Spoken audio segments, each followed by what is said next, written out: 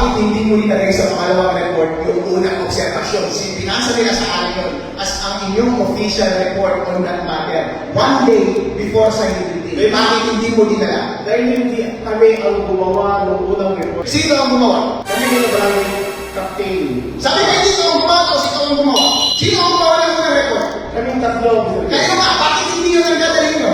Second observation. So bakit hindi nyo tinanggal yung unang bad observation niyo? Hindi kami ang gumawa ng observation ngayon. Pero part siya, report nyo yun eh.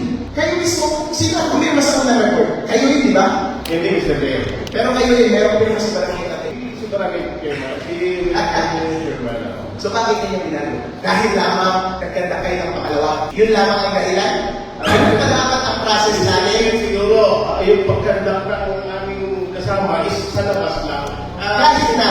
The second visit namin ay nagpaalam kami kung talaga, ang purpose namin, Mr. Jerry, kung talaga yung mismong amoy na nire-reklamo ng mga tao ay nagdadali sa loob ng pigiri. Kine-question mo ba yung sinabi niya, yung nakita niya yung hauling trucks mismo, ang nandun, ang nangangamoy yung hauling trucks, at mapapaliguan mismo yung naman ng hauling trucks doon sa irrigation water. Kine-question mo ba yung observation ng kasama? Hindi, Mr. Jerry. Hindi pa tayo, at hindi mo dadalhin sa pangalawang.